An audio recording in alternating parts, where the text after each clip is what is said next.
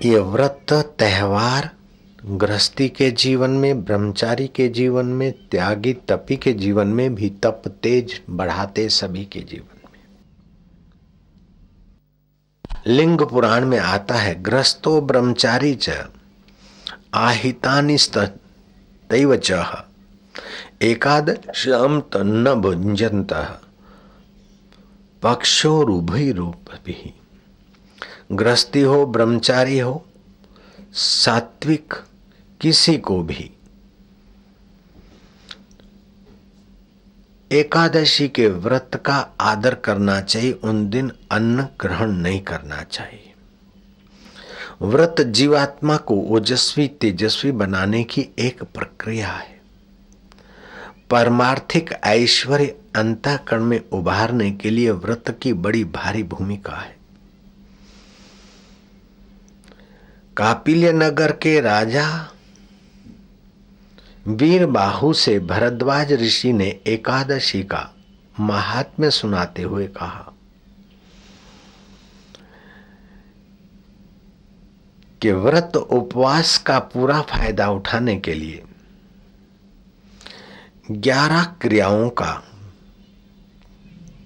त्याग करना चाहिए। व्रत में बार बार ठंडा जल पीना व्रत के फायदे को दबा देता है। हिंसा करना ये व्रत की महानता को कोस देगा। अपवित्र आहार और अपवित्र भाषा का त्याग करना चाहिए।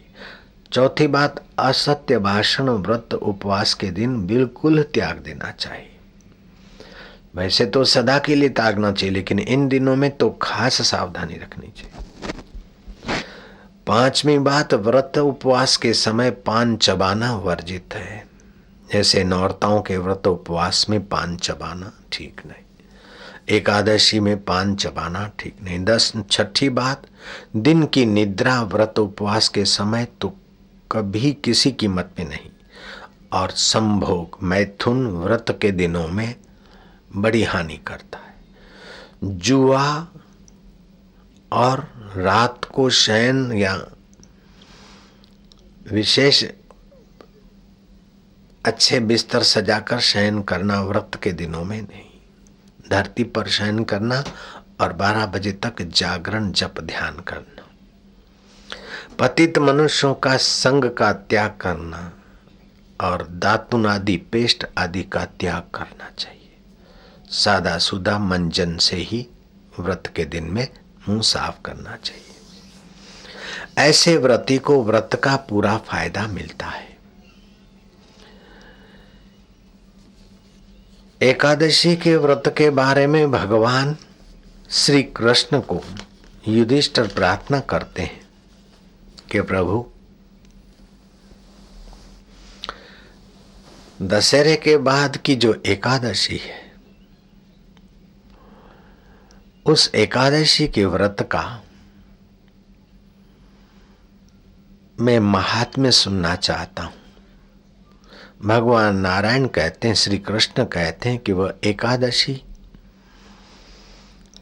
सारे पापों का शमन करने वाली है और जीव को ओजस्वी तेजस्वी बनाने वाला एकादशी का व्रत। दशम के दिन एक टाइम भोजन करे शाम के समय ही, और भगवान वासुदेव को प्रार्थना करे कि कल मैं एकादशी का व्रत करूंगा। मेरी 5 ज्ञान इंद्री, 5 कर्म इंद्री और 11वां मन, इन 11 से जो भूले भाले पाप और संताप के कर्म हो गए, उनके शमन और तुम्हारी भक्ति की मुझे प्राप्ति हो, सद्गति की प्राप्ति हो और साफल्य मनोरथ की प्राप्ति हो। इसलिए मैं एकादशी का व्रत करता हूँ। एकादशी के दिन उठकर सुबह भगवान नारायण का चिंतन करके आज मैं एकादशी का व्रत धारण करता हूँ।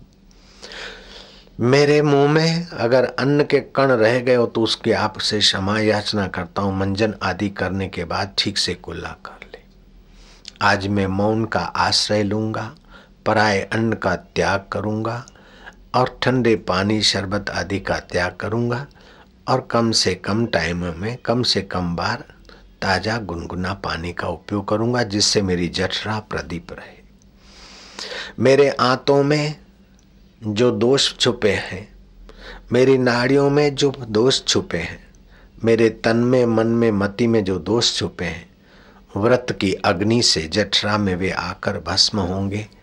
हे नारायण, मैं तुम्हारी भक्ति, प्रीति और मुक्ति के लिए ये एकादशी का व्रत करता हूँ।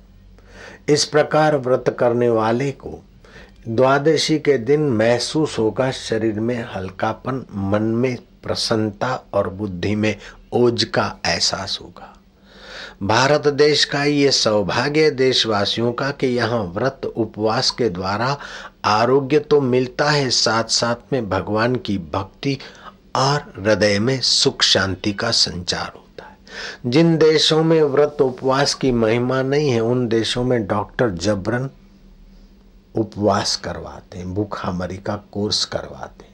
जख मार के भूखामरी करके जो तंदुरुस्ती पाते, उसकी अपेक्षा भगवान की भक्ति करते हुए तन की तंदुरुस्ती, मन की प्रसन्नता और बुद्धि का प्रकाश पाने वाले भारतवासियों को बधाई हो कि उनके जीवन में व्रत है, उपवास है। गृहस्थी को, ब्रह्मचारी को, अति अग्निस्थैच को एकादश्याम न भुंजित पक्षो रूभियो रपेहि। गृहस्थ, ब्रह्मचारी, सात्विक किसी को भी दोनों पक्ष की एकादशी के दिन भोजन नहीं करना चाहिए, उपवास करना चाहिए। लोग उपवास करते फिर क्या करते हैं, फलहार करते हैं। सिंघोड़े के आटे का सीरा बनाओ, मुरैया की खिचड़ी बनाओ, कढ़ी बनाओ, आलू की सब्जी बनाओ और फलाना लाओ। फिर क्या करते कि पेप्सी पियो, कोका कोला पियो। हाय राम, हाय छी, उसमें क्या क्या पड़ता है, पेप्सी में क्या क्या पड़ता है कि उसका रंग अलग न हो जाए और टेस्ट बढ़े, इसलिए पशुओं के हड्डियों से तेल निकलता है 7%। वो तेल का उसमें छटकाव पड़ता है, थोड़ा सा अंश पशुओं की हड्डियों का। बम्बई में जहाँ स्लाटर हाउस है, वहाँ के पशुओं की हत्या होकर वसई के तरफ अंडरग्राउंड फैक्ट्री में जा रहा था वो माल। उस माल को पकड़ा गया तो क्या होता है, बोले इस माल से, हड्डियों से तेल निकलता है जो बड़ी बड़ी कंपनियों को इस ठंडे पेय में डालने में काम आता है, पैसे मिलते। अंडरग्राउंड फैक्ट्री में काम करने वाले 2 घंटे काम करते और 8 घंटे की उनको पगार मिल जाती थी।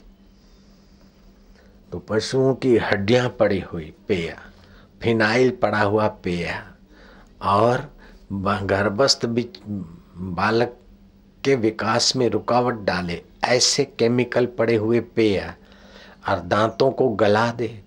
आप धरती में अपना दांत डाल दीजिए, 50 वर्ष पड़ा रहेगा।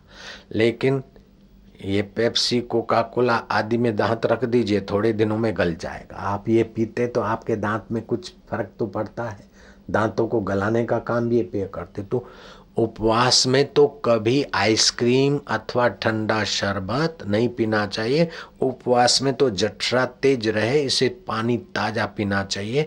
अगर शरीर मोटा है, भारी है, तो पानी में हल्की सी सौंठ डाल देना चाहिए ताकि जठरा तुम्हारे मैद को स्वाहा करके और नस नाड़ियों में बल दे दे।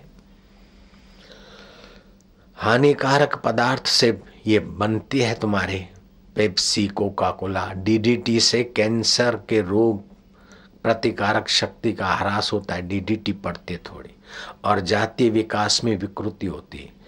लिंडेन पड़ता है इसमें, जो कैंसर होता है तथा मस्तिष्क और चेतना तंत्र को हानि करता है, वो उसमें पड़ता है। तीसरा पड़ता है क्लोरोपायरिफॉस, जो गर्भस्थ शिशु को हानि करता है। और चौथा पड़ता है मेलेथियोन, जो ज्ञान तंतुओं को नुकसान करता है और भावी पीढ़ियों को हानि करता है आंशिक।